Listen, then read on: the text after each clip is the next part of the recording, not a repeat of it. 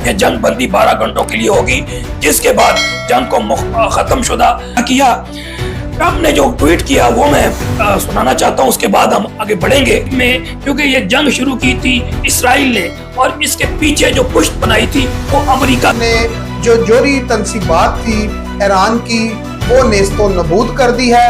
अब हम अमेरिका ने एक ऐसी साजिश की कि जनाब उन्हीं पैसे के जरिए उसी की जमीन पे बैठ के इजरायली जासूस थे जो ईरान में पहले से ही जाकर छुप गया हुआ है। जो उनके जर्नल कह लें कि जो शहीद हुए हैं या उनके जो साइंसदान शहीद हुए। जी तो अस्सलामुअलैकुम नाजरीन, JJTV के प्लेटफॉर्म से मैं हूं सुल्तान और आप देख रहे हैं मेरा डिजिटल चैनल। निभा रहे हैं अकेले ही रस्म शब्बीरी, न कूफियों से तवक्को न डर यजीद का है। अस्सलाम वालेकुम मेरे पाकिस्तानियों, आप देख रहे हैं law state with advocate Atiq Rahman Siddiqui. आज मेरे वीलॉग का मौजू USA, इसराइल और ईरान जंग का खात्मा और उसके कॉन्सिक्वेंसेस मिडल ईस्ट में और across the globe, specially America, Israel और ईरान पर क्या पड़ने जा रहे हैं, उस हवाले से है। इससे पहली रिक्वेस्ट है कि आप मेरे चैनल्स को लाइक करें, सब्सक्राइब करें, बेल आइकन को प्रेस करें और मैक्सिमम शेयर करें। नाज़रीन, जैसा कि आपको मालूम है कि पूरी दुनिया जो है इस टाइम जंग की लपेट में तकरीबन आ चुकी थी। मेरा ख्याल है जिन मुल्कों ने इस टाइम जो सालसी का किरदार अदा किया है, सुलहनामे का कह लें कि जो किरदार अदा किया है, मेरा ख्याल बहुत अच्छा हुआ है। नाज़रीन, इसमें अगर देखा जाए यानी कि बहुत सारे ऐसे मुल्क थे जो इस जंग की लपेट में आ रहे थे और ये आलमी जंग लगने का भी खतरा था। तो इन्हीं सारी चीजों के ऊपर आज हम बात करेंगे। तो लोग हमारा चैनल देख रहे हैं, आप सबका शुक्रिया और हमें सपोर्ट करने का भी आपका शुक्रिया। और मेरे साथ आज स्टूडियो में अपने वादा के मुताबिक अतीक रहमान सिद्दीकी, जो सीनियर एडवोकेट कानूनदान भी हैं और कह लें कि खबरों पे गहरी नजर भी रखते हैं और अपना तजजिया भी देते हैं। जी अस्सलाम वालेकुम सर, क्या हाल है? जी वालेकुम सलाम सुल्तान भाई। क्या हुआ, कौन हारा कौन जीता, क्या हुआ इस जंग को? मैं एक शेर से अपनी तजिए का आगाज करूंगा। जी जी। तुम ही तजवीज सुलह लाते हो, तुम ही समान जंग बांटते हो, तुम ही करते हो कत्ल का मातम, तुम ही तीरो तफंग बांटते हो। अल्हम्दुलिल्लाह, शुक्र है कि all is well when and is well. जंग का इख्तिताम हो गया है और मजीद तबाही जो हो सकती थी मिडल ईस्ट में और अक्रॉस द ग्लोब, उससे हम बच गए हैं, जिसकी वजह से वैसे इंसान हमें शुक्र अदा करना चाहिए। डोनाल्ड ट्रंप ने जो है रात को जो एक ट्वीट किया, जिसकी वजह से तमाम चीज जो है वो स्टेटस को पे चली गई और ज़ाहिर है बैकडोर डिप्लोमेसी चल रही थी, उसने भी अपना किरदार अदा किया। ट्रंप ने जो ट्वीट किया वो मैं सुनाना चाहता हूँ, उसके बाद हम आगे बढ़ेंगे, क्योंकि ये बेसिक आज मैं चाहता हूँ ठीक भाई कि जो हमारे देखने वाले, जो हमारे फैमिली मेंबर हैं, जो हमारे व्लॉग को देखते हैं, तो उनका भी शुक्रिया। और मैं चाहूंगा कि आप कमेंट्स बॉक्स में अपनी भी राय का इजहार जरूर करें कि आप इस जंग को कैसे देखते हैं। जी ठीक भाई। मुबारक हो सबको, ये मुकम्मल तौर पर तय हो चुका है कि ईरान और इसराइल के दरमियान मुकम्मल और जामा जंग बंदी हो गई है। तकरीबन 6 घंटे बाद जब इसराइल और ईरान अपनी जारी आखिरी मुश्तरका मुकम्मल कर लेंगे, यह जंग बंदी 12 घंटों के लिए होगी, जिसके बाद जंग को खत्म शुदा तस्वर किया जाएगा। सरकारी तौर पर ईरान जंग बंदी का आगाज करेगा, 12वें घंटे पर इसराइल जंग बंदी का आगाज करेगा और 24वें घंटे पर दुनिया भर में इस 12 दिन की जंग के सरकारी खात्मे का ऐलान कर दिया जाएगा। जंग बंदी के दौरान हर फरीक पुरअमन और एहतराम से पेश आएगा, ये मफरूजा रखते हुए कि सब कुछ हस्ब तवक्को चलेगा। मैं दोनों मुमालिक ईरान और इसराइल को इस जंग को खत्म करने की इस्तकामत, हौसला, ज़ियानत पर मुबारकबाद पेश करता हूँ। इस जंग को 12 दिन की जंग का नाम दिया जाता है। वो जंग थी जो सालों चल सकती थी और पूरे मशरिक़े वुस्ता को तबाह कर सकती थी, लेकिन ऐसा नहीं हुआ और कभी नहीं होगा। खुदा इसराइल को सलामत रखे, खुदा ईरान को सलामत रखे, खुदा मशरिक़े वुस्ता को सलामत रखे, खुदा अमेरिका को सलामत रखे और खुदा पूरी दुनिया को सलामत रखे। ये डोनाल्ड ट्रंप के जो है ये अल्फाज थे। अब आ जाते हैं कि इसके बाद क्या होना है। मेरा एक छोटा सा जो है एक तज्जिया है, उसके बाद आगे बढ़ेंगे कि ये जंग एक बहुत से जो फैक्ट्स के साथ साथ एक नैरेटिव भी होती है। और मेरे हिसाब से मैं एक नोट पे कहूंगा कि इस पूरे नैरेटिव में, क्योंकि ये जंग शुरू की थी इसराइल ने और इसके पीछे जो पुष्ट बनाई थी वो अमेरिका की थी, और फिर जिस तरह से रिटेलिएट किया ईरान ने, पूरी दुनिया ने देखा, बड़ी इस्तेकामत से, बड़ी गैरत से, खुददारी से, बहादुरी से किया, वो पूरी दुनिया ने देखा है। तो ओवरऑल जो एथिकल इम्पैक्ट है पूरी दुनिया में, मिडल ईस्ट में, इस्लामिक कंट्रीज में, वो बेहतर जो है वो ईरान का हुआ है, और इसराइल का जो इमेज जो 77 सालों में चल रहा था उसको नुकसान पहुंचा है। उस वाले से तजिया मुख्तसर था, फिर आगे बढ़ेंगे। हार या जीत सिर्फ मैदान जंग में नहीं बल्कि अवामी राय और आलमी तासुर में तय पाती है। अगर एक जंग के बाद एक ताकतवर मुल्क का इमेज जमीन बोस हो जाए तो यह दर हकीकत इसकी शिकस्त होती है, हाँ वो तकनीकी तौर पर कितना ही ताकतवर क्यों ना हो। ईरान के खिलाफ कुछ ममालिक का इत्तेहाद और इसके बावजूद ईरान का अकेला डट कर मुकाबला करना एक तारीखी जुर्रत का मुजाहरा था। ईरान के मिसाइल दिफाई हिसार चीर कर इसराइल तक पहुंचे, जबकि इसराइल ने ईरान पर बिना रोक टोक हमले किए। एक तरफ जदीद तरीन टेक्नोलॉजी, दूसरी तरफ एक खुददार कौम, और नतीजा दुनिया की राय में वाज़ा फर्क। ये जंग सिर्फ हथियारों की नहीं थी बल्कि इज्जत नफ्स, खुद मुख्तारी और कौमी गैरत की थी, जिसमें ईरान को कामयाबी हुई है, फतेह हासिल हुई है। और अगर राय अमा का मुआर जाना जाए या माना जाए तो बयाने की जंग ईरान ने जीत ली है। तो ये सारे इम्पैक्ट हुए। अब इसमें मैं फर्दर बढ़ता हूं। मैं छोटा सा अपने नाज़रीन के साथ एक बात शेयर करना चाहूंगा। नाज़रीन, जैसा कि आपको मालूम है कि जो अमेरिका है, अमेरिका ने अपना कह लें कि जो एक त्यारा भेजा, ठीक है जी, ईरान के ऊपर बमबारी की, और अमेरिका ने यह कहा कि हमने जो जोरी तनसीबात थी ईरान की वो नेस्तो नबूद कर दी है, अब हमारा कोई जंग की तरफ जाने का इरादा नहीं है। हमारी जो जंग थी वो जोरी तनसीबात, जहां पर 3 ऐसे मकामात पे कह लें कि जो अमेरिका ने हमला किया। और नाज़रीन, यहाँ पर एक और भी चीज है कि जहां पर अमेरिका ने हमला किया है वहां पर जो ईरान है वो ये कहता है कि हमारा कोई नुकसान नहीं हुआ, हमारा जितना भी कह लें केमिकल था, जितना भी मवाद था, वो हम पहले से वहां से उठा चुके थे। आज जिस तरह कह लें कि जो कतर में एयरबेस थी अमेरिका की, अमेरिका ये कहता है कि मैंने अपने जंगी त्यारे वहां से उठाकर सऊदीया भेज दिए थे। तो नाज़रीन, अब हमें ये देखना होगा कि आखिर किसने फतह पाई, किसने जीत पाई। यहाँ पर जब हम हालातों की बात करते हैं तो जो है हमारा ईरान है, ईरान की तकरीबन 230 से जायद लोग शहीद हुए हैं। अगर बात करते हैं इजराइल की तो इजराइल के 25 से 26 लोग हलाक हुए हैं। जी। अच्छा, इसमें मैं मजीद बताना चाहता हूं कि इस अगर जंग को हम अक्रॉस द ग्लोब कॉन्टेक्स्ट में देखा जाए तो अमेरिका, इसराइल, ईरान के अलावा पूरे मिडिल ईस्ट का किरदार भी देखा जाएगा, उसका इम्पैक्ट उस पर, और इसके अलावा चाइना, रशिया, और फिर हमारे खिते में क्योंकि इंडिया और पाकिस्तान, कि इंडिया ने क्या खोया पाया या पाकिस्तान को क्या मिला या नहीं, इस हवाले से भी देखेंगे, और यूरोप का भी किरदार देखेंगे। तो इससे पहले मैं बताता चलूं कि अमेरिका, आप ये देखिए कि पूरे मिडिल ईस्ट में जो है वो मौजूद है अपने मुख्तलिफ हवाई और बहरी अड्डे के साथ। उसमें तुर्किया में भी मौजूद है, सीरिया में मौजूद है, उर्दन में मौजूद है, इराक में, कुवैत में, बहरीन में, इसके अलावा सऊदी अरब में, कतर, इमारात में, अमान में। तो ओवरऑल आप ये देखिए कि अमेरिका बावजूद पूरे खित्ते में मिडिल ईस्ट में मौजूद है। अब ये अलग डिस्कशन हो जाएगा वो क्यों मौजूद है, उस किसकी प्रोटेक्शन के लिए। तो मैं अनफॉर्चुनेटली मैं ये कहूंगा कि जो हमारा अरब वर्ल्ड है वो गुलामी की जिंदगी गुजार रहा है तकरीबन 100 साल से, मोर और लेस। और फिर अमेरिका ने एक ऐसी साजिश की कि जनाब उन्हीं पैसे के जरिए उसी की जमीन पे बैठ के कि मैं तुम्हारी हिफाजत करूंगा, और फिर कब्जा भी करके बैठा हुआ है, उन्हीं के रिसोर्सेज इस्तेमाल करता है, अपने लिए फायदा इस्तेमाल करता है, और पूरे खित्ते की बदमाशी और चुदराहट भी उसने कायम की हुई है। अब फर्दर हम चलते हैं कि इसके अलावा जो इम्पैक्ट हुए हैं, तो आप ये देख लीजिए ये जंग क्यों शुरू की गई। क्या ईरान ने जंग शुरू की? आंसर है, ईरान ने तो जंग शुरू नहीं की। ईरान जंग तो शुरू की थी ये इसराइल ने अमेरिका के बिहाफ पे या उसके थपकी देने पे। अब इसके कोई ना कोई ऑब्जेक्टिव्स होंगे।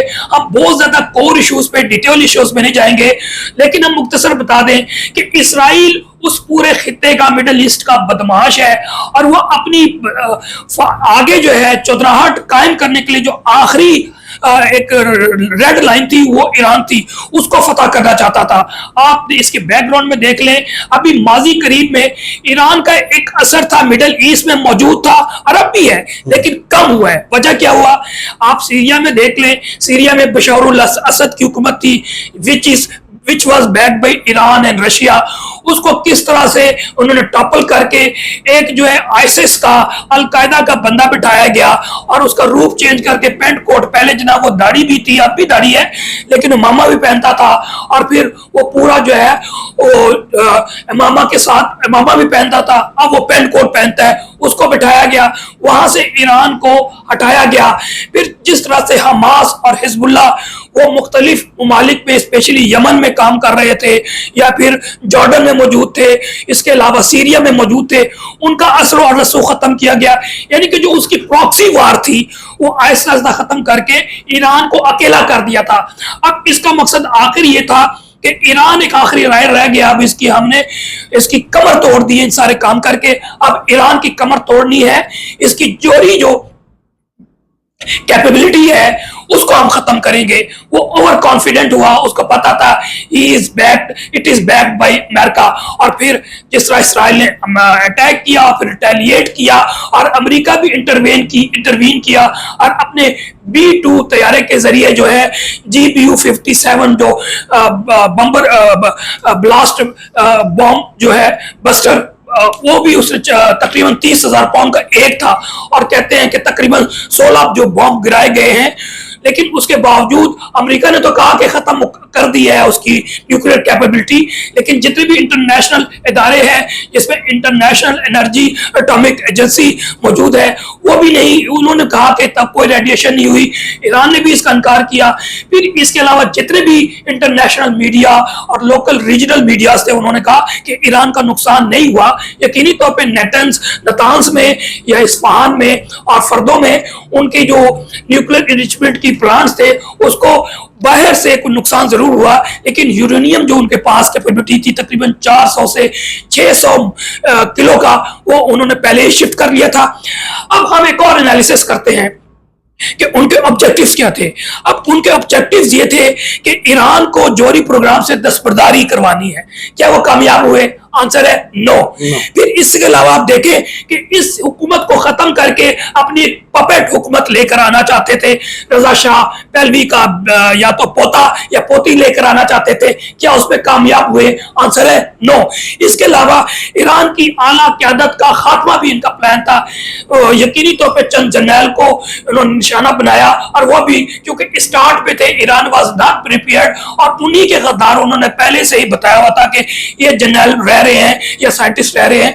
तो उन्होंने उस जीपीएस सिस्टम के जरिए, अपने मॉडर्न टेक्नोलॉजी के जरिए, अपने मॉडर्न गैजेट्स के जरिए उनको टारगेट किया पहली दफा, पहली रात को, और उनको शहीद किया, जिसमें साइंटिस्ट भी थे, 14 साइंटिस्ट थे और 2-4 जर्नैल और ऑफिसर्स, उनको शहीद किया गया। लेकिन ओवरऑल टॉपल करने में, जर्नैलों को या सिपहसालारों को खत्म करने में नाकामी हुई। फिर इसके अलावा वो ये ज़हन में था कि ईरान सरेंडर करेगा। ईरान ने हरगिज़ सरेंडर नहीं किया। फिर इसके अलावा क्या ईरान ने सीज फायर किया है? आंसर, ईरान ने सीज फायर नहीं किया, ये अमेरिका ने अनाउंस किया। ये बहुत बड़ी कामयाबी है इस ईरान की कि एक तो आपने इसराइल को शिकस्त दी, इसके साथ साथ अमेरिका का नैरेटिव भी जो है आपने मलियामेट कर दिया। फिर सबसे बड़ी बात कि जो तबाही और जिल्लत और रुसवाई ईरान के हाथों में इसराइल को उठाना पड़ी, क्या गुज़श्ता 77 सालों में जिस तरह चौधराहट के साथ जहां दिल करता था अटैक करता था, फलस्तीन को आहिस्ता आहिस्ता उसने पूरा कब्जा कर लिया। अब गजा आखिरी जगह रह गई है, उसको भी मलियामेट कर दिया है। अवाम बेचारी दरबदर वहां के मुसलमान हो रहे हैं, फलस्तीनी। इसके अलावा चाहे वो गोलान हाट हो, हाइट्स हो, या फिर इसराइल के हो, सीरिया हो, या जॉर्डन हो, लेबनान हो, सबको फतह कर लिया है।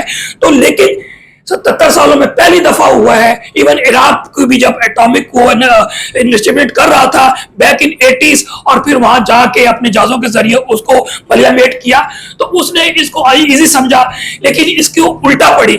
अब जो है नेतन्याहू पे जो फैक्ट्स आएंगे वो डिटेल में नहीं जाना चाहते, लेकिन नेतन्याहू का जो ऑब्जेक्टिव थे कि जनाब वो अगला इलेक्शन भी जीतेगा, इसराइल में उसकी जो है रेपुटेशन, पॉपुलैरिटी बढ़ेगी, उसको शदीद नुकसान पहुंचा, और अमेरिका को इटसेल्फ नुकसान पहुंचा। कि ट्रंप एडमिनिस्ट्रेशन को कितना नुकसान पहुंचा आप इस पे भी देखें कि ट्रंप ने जब इलेक्शन जीता वो अपने आप को जमहूरी शो कर रहा था, अपने आप को एक कह रहा था कि मैं अमन चाहता हूं, जंग नहीं चाहता, और फिर उसने तमाम नैरेटिव को खत्म किया और उसने कहा था कि मेक अमेरिका ग्रेट अगेन। वो इसलिए कि हम तजारत करेंगे, ट्रेड करेंगे और अमेरिका को बदलेंगे। लेकिन इसके तकरीबन अभी जनवरी से और ये जून है, तकरीबन 6 माह हुए जो उसने ब्लडर्स किए हैं, चाहे विद इन अमेरिका, जहां जहां उसने अमेरिकन लॉ को चैलेंज किया वहां पर कोर्ट सामने आई और हर जगह शिकस्त हुई, चाहे फलस्तीनी स्टूडेंट्स हो या टर्की के हो या मिडिल ईस्ट के हो, उनको दोबारा से कोर्ट से बहाल किया, फिर लॉज को चेंज करने की कोशिश की, वो चेंज किया। फिर इसके अलावा जो अभी ये इन्होंने स्टेप लिया है वॉर का, उसकी वजह से अमेरिका के अंदर पूरे अमेरिका के बड़े बड़े शहरों से लेके छोटे शहरों में बड़े बड़े एहतजाज हुए, चाहे वो वाशिंगटन हो, फ्लोरिडा हो, लॉस एंजलिस हो, सैन डिएगो, हर जगह हुआ और अमेरिकन निकले और उन्होंने ट्रंप को कहा ट्रंप मस्ट गो। यानी कि अवाम को भी अवेयरनेस है कि ये हमारी जंग नहीं है और ये इसराइल की जंग है। तो मुख्तसर ये कि अमेरिका और इसराइल का जो नैरेटिव था वो जमीन बोस हुआ है और ईरान का नैरेटिव वो पॉपुलर हुआ है। ईरान कभी जारे हुआ ही नहीं है और इस दफा भी उसने डिफेंड किया है, और इन तमाम वजूहात की वजह से मैं समझता हूं कि it is the victory of the Iran and it is the defeat of Israel, और अमेरिका को भी धचका पहुंचा है। अब आ जाते हैं रशिया और चाइना। नो डाउट कि रशिया यूक्रेन में बिजी है, चाइना की पॉलिसी है कि बगैर जंग जीते, जंग में इन्वॉल्व हुए जंग जीतना, वो अपनी पॉलिसी पे कारफरमा है और डायरेक्ट नहीं हुआ, लेकिन मैं समझता हूं लॉजिस्टिकली और आप डिप्लोमेटिकली उसने सपोर्ट किया। यूनाइटेड नेशन में सिक्योरिटी काउंसिल में लेकर गया, करारदाद भी लेके गए जिसमें पाकिस्तान भी साथ गया। तो मुख्तसर ये है कि चाइना अपनी जगह पे खड़ा है और इसका नैरेटिव भी इस वक्त कामयाब हुआ है। अब आ जाते हैं यूरोप ने भी कंडेम किया, लेकिन यूरोप क्योंकि अमेरिका के साथ हमेशा रहा है, उसने इनडायरेक्टली या डायरेक्टली आप कह सकते हैं इसराइल को सपोर्ट किया, और उनका पॉइंट ऑफ व्यू नजर आता है कि जहां पर वो खड़ा था आज भी खड़ा है, वो ह्यूमन राइट्स वायलेशन उसको नजर नहीं आती जो इसराइल करता है, और जिस तरह जारे एग्रेसर यहां पर हुआ यूरोप में ऐसा रिस्पॉन्स नजर नहीं आया, और वो अमेरिका के साथ 100 साल से जिस तरह कॉपरेशन कर रहे हैं आज भी उसकी कॉपरेशन चल रही है। अब आ जाते हैं बगैर उन्होंने कहा एग्रेसर्स को आपकी कंडेम करते हैं और ईरान पे अटैक पे जो बड़ी डिटेल में नहीं जाना चाहता, मुख्तसर ये कि वो अच्छी पॉलिसी थी। फिर यूनाइटेड नेशन में जो करारदाद लेकर गए रशिया और चाइना के साथ, वो ये ट्रिल्ड करता है कि पाकिस्तान चाइना को भी इग्नोर नहीं कर सकता और जो रीजनल जो डिप्लोमेसी है उसको भी इग्नोर नहीं कर सकता, जिसके पीछे रशिया भी है। तो पाकिस्तान गो के मैं समझता हूँ इंतहाई रिजर्व होके चला है और ओवरऑल ईरान को ओपनली सपोर्ट किया, लेकिन इससे अच्छे रिलेशंस आगे ईरान और पाकिस्तान के होंगे। उसकी वजह यह है इंडिया, आप देख लें कंपैरेटिवली इंडिया पाकिस्तान के रिलेशन जो ईरान से हम कंपेयर करें तो ईरान का इंडिया से ज्यादा रुझान था, क्योंकि ट्रेड भी चल रहे थे, बल्कि चाह बाहर उन्होंने इंडिया को भी दिया हुआ था। लेकिन इस जंग में जिस तरह इंडिया एक्सपोज हुआ उसने ओपनली कंडेम ही नहीं किया, खामोश रहा, या इम्प्लाइडली टैसिटली उसने इसराइल को सपोर्ट किया। तो ईरान को अंदाजा हो गया कि इस बुरे वक्त में अगर दामे दरमे सख ने कहीं भी एक अच्छा एटीट्यूड या आपने रवैया दिखाया तो पाकिस्तान ने दिखाया, इंडिया ने नहीं दिखाया। एक दूसरा ये कि जब गद्दारों का पता लगा तो उन्होंने एक ऑपरेशन स्टार्ट में किया, जहां पर यहूदियों को जो वहां पर आबाद थे उनको भी पकड़ा और ईरानी जो इन्वॉल्व थे उनको भी पकड़ा, और चाबहार में हंड्रेड्स ऑफ इंडियंस मौजूद थे जो कि ईरान में बैठ के ईरान के खिलाफ साजिशें कर रहे थे, मोसाद के साथ मिलके, इसराइल के मिलके उनको पकड़ा। और फिर गैर मुसद्दका इतला के मुताबिक इंफॉर्मेशन शेयर हुए पाकिस्तानी एजेंसियों के साथ, और इससे पाकिस्तान को फायदा हुआ कि जो बलूचिस्तान में इंसर्जेंट्स मौजूद है, ग्रुप्स है, उनके अगेंस्ट इंफॉर्मेशन मिली, और इस गैर मुसद्दका इतला के मुताबिक वहां ऑपरेशन हुए और बेशुमार वो इंसर्जेंट्स को जो है ना टारगेट भी किया गया, उनको पकड़ा भी, अरेस्ट भी किया गया। और इन तमाम की वजह से मैं समझता हूं कि आगे आने वाले वक्त में जो कॉन्सिक्वेंस और ये होगा कि पाकिस्तान और ईरान का रिलेशन जो है ना बेहतर होगा। एक और इंफॉर्मेशन आ रही है, अतीक भी छोटी सी यहाँ पर आपको नाज़रीन खबर शेयर कर दें, वो ये है, जो अतीक भाई आपको बताना चाह रहे हैं वो ये है कि जो इजरायली जासूस थे जो ईरान में पहले से ही जाकर छुप गए थे, आज से 12-15 दिन पहले, और आज से 12-15 दिन पहले ये जंग शुरू हुई थी, और उससे पहले ही जो कह लें कि जो बारूद था, जो मिसाइल थे, जो ड्रोन्स थे, वो कह लें कि जो ईरान में पहले ही पहुंचा दिए गए थे।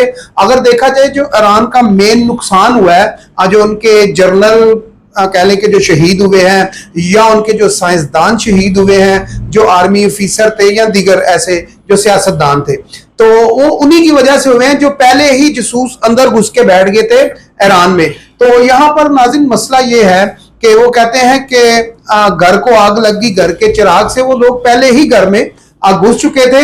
और फिर इससे पाकिस्तान ने भी ये देखा कि जब ईरान में ऐसा हो रहा है तो पाकिस्तान ने भी घेरा जो है कह लें कि जो तंग किया उन लोगों के खिलाफ जो लोग पाकिस्तान में बैठे हुए हैं, और ये वो लोग थे जो पाकिस्तान जिंदाबाद का नारा नहीं लगाते। फिलहाल मैं किसी ऐसी बात में नहीं जाना चाहता कि किसी की दिल चिकनी हो, बस बाकी आप ये है कि समझे कौन से ऐसे लोग हैं जो पाकिस्तान जिंदाबाद का नारा नहीं लगाते। मजीद में कॉन्सिक्वेंस की बात करना चाहता हूं, मिडल ईस्ट पे आ जाए कि यकीनी तौर पे जो शिया सुन्नी का जो कॉन्फ्लिक्ट है ओवरऑल ये हंड्रेड्स ऑफ ईयर, यानी कि आप यूं कह लीजिए 1400 साल से जो चल रहा है, उस पे हम इस पर डिस्कशन नहीं करते, लेकिन मौजूदा तकरीबन जो है 50-60 सालों में जो कॉन्फ्लिक्ट है वो मौजूद था और मौजूद रहा है। अब इस पे क्या इंपैक्ट होगा? इस जंग में ये ओवरऑल जो अरब वर्ल्ड है वो खामोश रही है, ना अमेरिका का साथ दिया ना उन्होंने ईरान का साथ दिया। लेकिन एक चीज सामने आ गई है कि ये जो मिडल ईस्ट है ये अंडर इन्फ्लुएंस अमेरिका थी और अब तक मौजूद है, और इस्लामिक कंट्री जब उन्हें रेजिस्टेंस शो की, रिटेलिएशन करने की कोशिश की तो उस वक्त भी खामोश रही है। अब आने वाले वक्त में ईरान का रास्ता खुल सकता है, क्योंकि एक इशारा दिया है कि जनाब अब ईरान हम अच्छे रिलेशन ताल्लुक बनाएंगे, और अभी इंफॉर्मेशन आ रही है कि गालबन चाइना जो है अब उससे तेल भी लेगा। इसका मतलब जो हम बात बताते हैं कि जो ईरान को तकरीबन 50 सालों से डिसइंटीग्रेट इस हवाले से किया गया, पूरी दुनिया से उन पर सैंक्शंस लगा के दूर कर दिया गया, यानी कि ईरान को जो एक्सेस नहीं दिया गया था बहुत सारी पाबंदियां यूरोपियन मंडी में या अमेरिकन मंडी में या वेस्ट में, वो ईरान चाहता था खत्म करने। और क्योंकि न्यूक्लियर कैपेबिलिटी जिसे वो कह रहे हैं कि खत्म हो गया है, इसका मतलब ये है कि वो ये शो करना चाहते हैं कि ये वहां पे हमें ईरान से इस चीज पे डर नहीं है, तो फिर इसका मतलब है आने वाले वक्त में वो जो सैंक्शंस थे खत्म अगर नहीं भी हुए तो उस पर काफी कमी आएगी, और ईरान के रिलेशन जो अमेरिका के साथ वेस्टर्न वर्ल्ड में, और मैं समझता हूँ रशिया और चाइना में मजीद बढ़ेंगे। पेट्रोल की अगर बात की जाए, पेट्रोल पे आता हूँ पहले, एक सेकंड। तो पेट्रोल जो है नाज़रीन, जैसा कि आपको मालूम है पिछले दिनों में एक बहुत बड़ी खबर पाकिस्तान में शाया हुई थी कि पाकिस्तान के बहुत बड़े बड़े सियासतदान ईरानी पेट्रोल स्मगलिंग में मुलव्वस हैं। जी ठीक भाई। अच्छा, मैं इसी इम्पैक्ट के हवाले से बता रहा हूं। तो ये इसराइल सिर्फ इसलिए नहीं कर रहा था कि जनाब उसकी जौहरी तंजीमात को खत्म करना, इसराइल खत्म भी नहीं कर सकता था, इसराइल कभी भी नहीं चाहता। अच्छा ठीक भाई, अगर हम बात करते हैं जौहरी तंजीमात की, तो मेरा ख्याल है जब 1998 में जब हम एटमी कुव्वत बनने जा रहे थे तो हमारे ऊपर भी, पाकिस्तान के ऊपर भी काफी प्रेशर था कि आपने एटमी धमाके नहीं करने, तो आप इतने पैसे ले लें। मेरा ख्याल उस टाइम के नाज़रीन जो वज़ीर आज़म मियां मोहम्मद नवाज शरीफ साहब थे, और ये जो प्रोजेक्ट लगाया था ये मेरा ख्याल है जुल्फ़िकार अली भुट्टो साहब थे, और इस प्रोजेक्ट को पाया तकमील तक पहुंचाया था डॉक्टर कदीर साहब ने। ये वैसे आउट ऑफ कंटेस्ट हो जाएगा अगर पाकिस्तानी जो एटॉमिक एनर्जी कमीशन का काम जो है ना वो अर्ली 60s में आया था, उस वक्त से पाकिस्तान इस पे सोच रहा था, लेकिन एक्टिवली जुल्फकार अली भुट्टो के दौर में शुरू हुआ। अब मैं इस पे कॉन्सिक्वेंस के हवाले से बता रहा था कि इसराइल और इवन मिडल ईस्ट भी जो नहीं चाहती कि ईरान जो है इकोनॉमिकली जो है ना एक मजबूत मुल्क बने, क्योंकि 50 साल के सैंक्शंस के बावजूद ईरान ने सरवाइव किया है और इकोनॉमी उनकी इतनी है कि वो अपने इंटरनल रिसोर्सेज से जो है वो पूरा कर रहे हैं। और ईरान के पास पेट्रोकेमिकल जो है, पेट्रो की जो बिजनेस है, अगर उसको आजादी से एक्सेस दिया जाएगा तो ईरान में समझता हूँ विद इन ईयर्स जो है वो अपने ना सिर्फ पांव पे खड़े होगा और स्ट्रांग मुल्क बनेगा।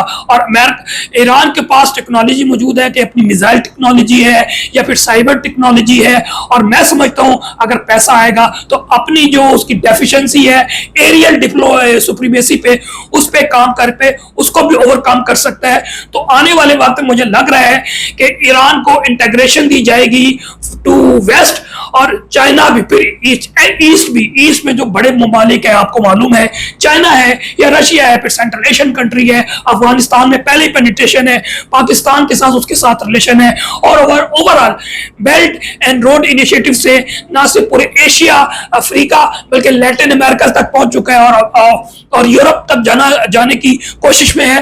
तो ओवरऑल आने वाले वक्त पे चाइना को बहुत बड़ा फायदा होने वाला है और ईरान को भी इसमें उम्मीद है कि फायदा होगा। आखिर में मैं एक छोटा सा समअप करूंगा इस चीज को कि किसी दोस्त ने एक शेयर किया और वो बड़ी अच्छी चीज है कि बज़ाहिरन जो है ईरान की जो प्रॉक्सी जो है खत्म कर दी गई है और जो जोहरी प्रोग्राम है तकरीबन 10 से 15 साल ईरान पीछे चला गया, लेकिन मैं इससे ज्यादा कन्विंस नहीं हूं। नहीं, ये काफी बेहतर खबर है। उसकी वजह ये है इसके साथ ये अफवाहें उसी दिन उड़नी शुरू हो गई थी जिस दिन कह लें कि जो B-2 बम्बर से जब अटैक किया गया है। ये देखें अभी कोई ये मेरा ख्याल जेन्युइन स्टोरी है। वैसे तो ठीक भी मैं आपको बता दूं कि अगर हम बात करें ना इस टाइम इजराइल की या ईरान की, तो कोई भी कह लें कि जो मुल्क है ना अपनी जो सही नाजरीन लीगल स्टोरी है वो शाया नहीं होने दे रहा। उसकी वजह यह है कि ना तो ईरान अपनी कोई जो खबर है लीक होने दे रहे हैं सही तरीके से, जो स्टोरी अवाम के सामने आनी चाहिए,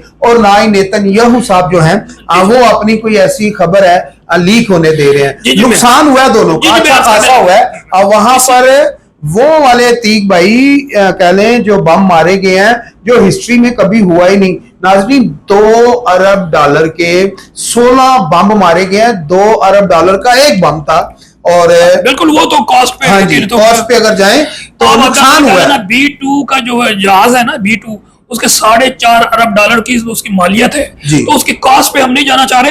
लेकिन मैं अब ये भाई जो एक मिसाइल है ना, एक मिसाइल जो कह लें कि 60 फुट गहराई तक जाता है फिर जाके वो ब्लास्ट होता है। उस एक मिसाइल की जो कीमत है वो $2 अरब तक है। तो ये चीज कहा जा रहा है कि जनाब उसका सेटबैक है। लेकिन आप जिस तरह बात कर रहे हैं ना, तो इन्वेस्टिगेटिव जो जर्नलिज्म है आपको सूनर और लेटर चंद दिनों में मालूम हो जाएगा, क्योंकि इन्वेस्टिगेशन चल रही है। तो जो इंडिपेंडेंट जराए हैं, जर्नलिज्म है, बड़े बड़े अखबारात मौजूद है वेस्ट में, इवन अमेरिका में जो बड़े बड़े वाशिंगटन पोस्ट, न्यूयॉर्क टेलीग्राफ, ये चीजें सामने आ जाएंगी, गार्डियंस में भी आएंगी, what ever, very soon you will see. अभी जैसे स्टार्ट में ना हुआ था, जैसे इसके अलावा एक और चीज जो एक्सपोज हुई है वो ये है कि इसराइल को बड़ा घमंड था किस बात पे कि उसके पास आयरन डोम मौजूद है। वो जो उनका था ना एयर डिफेंस सिस्टम या जनाब ग्राउंड डिफेंस सिस्टम, या फिर first year, second year, third year iron dome, और एक और भी उनका एक सिस्टम मौजूद था। तो उसको तमाम को नाकाम करते हुए जिस तरह ईरान के बैलिस्टिक मिसाइल वहां तक एक्सेस किया है, जिसकी वजह से उसकी वल्नरेबिलिटी एक एक्सपोज हुई है। इसके अलावा अरब ममालिक को एक मैसेज दिया गया है कि ईरान के पास खतरनाक मिसाइल है और अमेरिका ही आपको बचा सकता है, लिहाजा जदीद असला खरीदे। तो इसका मतलब यह है कि मैं अमेरिका को मिडल ईस्ट में मजीद पेनिट्रेशन का मौका मिल सकता है और अपना असला, जिस तरह आपको पता है अरबों डॉलर का पहले ही एग्रीमेंट करके गया है, तो अमेरिका को इस हवाले से कहीं ना कहीं फायदा होता हुआ नजर आ रहा है। लेकिन ओवरऑल आने वाले वक्त में मैं समझता हूँ इस वक्त पाकिस्तान की इंपॉर्टेंस बड़ी है। चाइना की बड़ी है और ईरान को सक्सेस क्योंकि मिली है, तो जिस तरह पाकिस्तान का इमेज इंडिया की नाकामी की वजह से 4 रोजा जो झड़प हुई है या जंग हुई है, व्हाट एवर उसको नाम दे दे, उससे पाकिस्तान को फायदा पहुंचा है। इस तरह ईरान के रेजिलियंस की वजह से ईरान ना सिर्फ इस्लामिक वर्ल्ड में जो पहले ही मोतबर था वो मजीद मोतबर ठहरा है, मजीद जो है उसकी जो इंटेग्रिटी थी, सॉलिडेरिटी थी, उसकी जो सालमियत थी मुस्लिम वर्ल्ड के लिए वो मजीद बड़ी है। और आयतुल्लाह सैयद खामनाई के अली खामनाई की भी जो उनकी जो एक स्पिरिचुअल लीडर के तौर पे थे, उनको भी इज्जत अल्लाह ताला ने मजीद दी है। तो इस्लामिक वर्ल्ड में भी बड़ी सेटिस्फैक्शन नजर आती है, क्योंकि चाहे सुन्नी वर्ल्ड हो इस मामले में ईरान के साथ थे और इसको यही तशबीह देते थे, बिल्कुल हुसैनियत का किरदार अदा कर रहे हैं। और मुस्लिम वर्ल्ड जो है वो तमाम कूफियों का किरदार अदा कर रहे हैं और कुछ तो यजीदियों का भी किरदार अदा कर रहे थे, वो मजीद एक्सपोज हुए। टर्की का किरदार भी मैं समझता हूँ ये अच्छा नहीं है। टर्की इंतहाई मुनाफिकाना पॉलिसी चलते हुए आया है और आज भी नजर आ गया कि वो वेस्ट के साथ नेटो में मौजूद है, खुल के नहीं जी, नेटो में पहले मौजूद है और इसराइल को भी उसने एक्सेप्ट किया हुआ है और इनडायरेक्टली मैं समझता हूँ कि वो इसराइल के साथ खड़ा था। इसलिए मैं समझता हूँ ये वक्त है कि अपनी इस्लामिक वर्ल्ड को अपने आप को यूनिफाई करने का, अपने आप को इकट्ठे होने का। अगर आप इकट्ठे होके एक पॉलिसी बनाएंगे तो किसी जारे को भी आप जो है ना शिकस्त दे सकते हैं या मुकाबला कर सकते हैं। जी तो नाज़रीन, जैसा कि आपको मालूम है कि इस टाइम जो सुपर पावर है पूरी दुनिया में वो अमेरिका है और अमेरिका का हर किसी को अपने ऊपर हाथ चाहिए। जिस मुल्क के ऊपर अमेरिका हाथ रखता है उसकी इकॉनमी भी अच्छी जो हो जाती है, उसकी स्टॉक एक्सचेंज भी अच्छी हो जाती है, उस मुल्क के हालात भी अच्छे हो जाते हैं। हर किसी को अमेरिका के साथ हाथ मिलाने की जरूरत है, हर कोई अमेरिका के साथ हाथ मिलाना चाहता है, हर कोई अमेरिका के साथ चलना चाहता है, लेकिन इस तरह नहीं लड़ झगड़ के। हर कोई चाहता है कि मेरे जो ताल्लुक हैं वो अच्छे हों। नाज़रीन, यहाँ पर एक चीज आपसे शेयर कर दूं, ईरान ने आज एक बयान जारी किया था। उसने ये कहा कि जब सब लोग मेरे इर्द गिर्द घेरा तंग कर देंगे, चाहे वो मुस्लिम कंट्री हो या कोई भी हो, तो मुझे उसके बारे में सोचना होगा। आने वाले दिनों में इस कह लें कि जो सालसी हुई है, जंग बंदी हुई है, इसके क्या असरात सामने आएंगे और ये आस्ता आस्ता ही सामने आएंगे, अभी एक दम से सामने नहीं आ सकते। अभी कोई भी मुल्क आपको ये बताने के लिए तैयार नहीं है मेरा कितने अरब का लॉस हुआ है और कौन सा मुल्क कितना पीछे चला गया है। हमारे पंजाबी के जो समझदार या बड़े लोग होते थे वो ये कहते थे कि अगर बेटा आपने एक दिन छुट्टी की तो आप जिंदगी में एक हफ्ता पीछे चले जाओगे, अगर एक हफ्ता आपने छुट्टी की तो आप एक महीना पीछे चले जाओगे। तो ईरान के बारे में जो इस टाइम खबरें चल रही हैं, इस जंग के बाद कहा यह जाता है कि वो 8 से 10 साल पीछे चला गया। मैं कंक्लूड आखिर में कर दूं कि लाइटर मोड में कि एक और भी फर्क है कि आपको मालूम है जैसे ये जंग शुरू हुई है तो जो ऑयल प्राइस है वो सर्च करते हुए जो तकरीबन $100 पे गया था और जैसे ही सीज फायर का अनाउंस हुआ है तो तकरीबन $64-65 नहीं, वो मैं आपको बात यहाँ पे कर दूं, वो जी डोनाल्ड ट्रंप साहब ने एक ट्वीट किया था, उसकी वजह से पेट्रोल प्राइस नीचे आई थी। वही सीज फायर हुआ था, सीज फायर से पहले ही उसने तो मुख्तसर ये है कि उसका भी एक इम्पैक्ट हुआ है कि जो परेशानी मैं जी तो बता रहा हूँ जिसकी तपकी होगी अमेरिका को मैं एक और बात कहना लगा था, मैं वो ये कहना चाह रहा हूँ कि अगर ये कंटिन्यूटी रहती तो ऑयल प्राइसेस और बढ़ते। उसकी वजह है कि जो 25% दुनिया का तेल जो है ना वो बहरे उनका जो अपनाए हुर्मुज़ है जो कि ओमान और ईरान के दरमियान बिल्कुल छोटी सी पट्टी है, तकरीबन जो है वो 20 माइल्स की है। वो कह रहे हैं बंद कर देंगे। वो उन्होंने बल्कि पार्लियामेंट ने ईरान के करारदाद भी पास कर ली थी। ठीक है, वो करते नहीं करते वो अलग बात है, लेकिन उन्होंने अपनी डिटर्मिनेशन शो कर दी थी कि हम इसको भी टारगेट कर सकते हैं। अगर बंद करते थे तो मजीद ऑयल प्राइस जो बढ़ते और इसकी वजह से पूरी दुनिया में जो है ना मजीद जो इन्फ्लेशन था वो बढ़ना का खतरा था। तो अमेरिका ये सारी चीजें देख रहा है कि वेस्ट की